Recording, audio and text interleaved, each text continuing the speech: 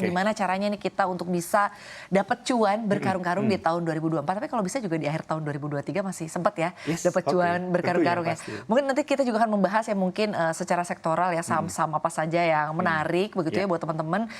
Udah bukan waktunya lagi mungkin untuk wait and see begitu ya. Ya pemirsa, dan kini kita sama-sama akan membahas apa saja yang akan bisa menarik begitu ya. Artinya sektor apa saja yang akan menarik di akhir tahun 2023 atau bahkan mungkin di tahun 2024 untuk kita bisa meraih cuan berkarung-karung ya. Bersama dengan Mas Ahmad kita akan membahas pemirsa IHSG ini lanjut all time high di tahun 2024.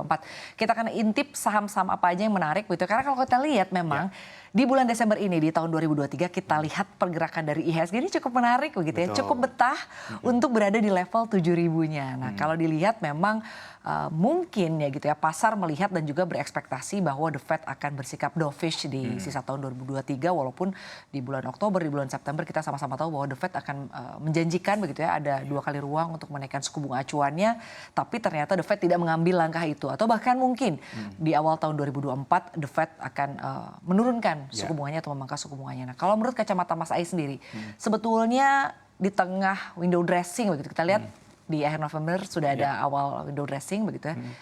Saham-saham apa saja sebetulnya akan menarik di akhir tahun 2023 ini? Ya, jadi sebenarnya ada beberapa sektor yang menurutku sih menarik ya. Karena kemarin ada kebijakan The Fed yang sedikit dovish gitu ya. Jadi memang karena inflasi di Amerika juga melandai, jadi kemungkinan The Fed untuk menaikkan suku bunga lagi kayaknya kecil gitu ya. Bahkan dia menahan atau mungkin menurunkan gitu di tahun depan gitu ya. Dan ini kan berimpact positif ya ke pasar Indonesia ya. Tidak hanya saham tapi juga secara currency rupiah juga diuntungkan gitu. Makanya kemarin itu IHSG mencatat rekor tertinggi di 7215 ya. Untuk tahun ini gitu, dan ini sudah mendekati level tertinggi all time high-nya IHSG sepanjang masa di 7.363 gitu. Jadi potensi untuk menembus rekor tertingginya itu ada gitu ya. Pertama memang yang sektor yang sangat menarik adalah perbankan gitu. Nah, perbankan ini yang langsung berimpact diuntungkan dengan kebijakan The Fed ini.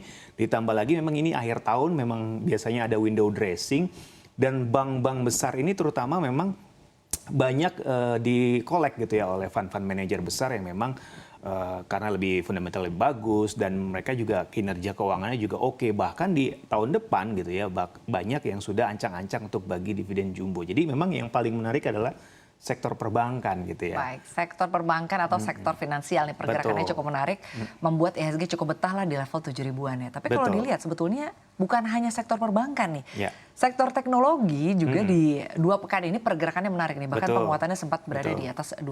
Nah, kalau Mas Ais sendiri melihatnya, apakah penguatan dari saham di sektor teknologi ini mampu juga untuk bisa menopang penguatan dari IHSG sampai dengan tahun 2024 untuk terus mencetak all time high-nya? Ya, jadi memang kalau untuk sektor teknologi kemarin kan memang ada terkerek salah satu emiten yaitu Goto ya, yang memang ada transaksi antara TikTok dan Tokopedia yang akhirnya mengerek sahamnya cukup signifikan ya.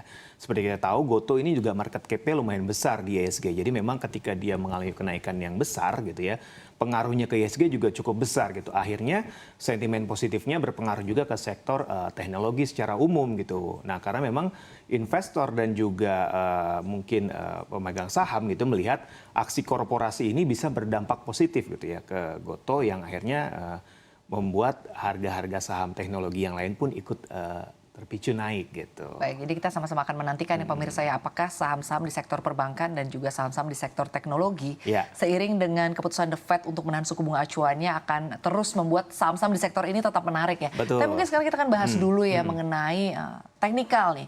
Kalau secara teknikal IHSG ini level support, level resisten ini akan seperti apa sampai dengan sisa tahun 2023 atau bahkan mungkin sampai dengan awal tahun 2024 menurut proyeksi Mas Ais? Kalau kita lihat kan di sini memang saat ini IHSG berposisi di sekitar 7.190 ya. Nah, kalau mungkin support terdekat yang mungkin bisa dicapai adalah di level 7.100-an gitu ya.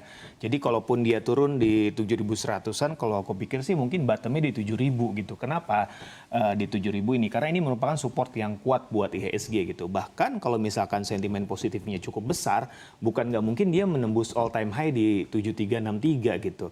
Dan itu bisa terjadi karena kan memang masih ada beberapa hari perdagangan di tahun ini ya. Jadi bukan nggak mungkin, dan memang setelah kita lihat ya beberapa minggu terakhir ini memang IHSG trennya menguat terus gitu.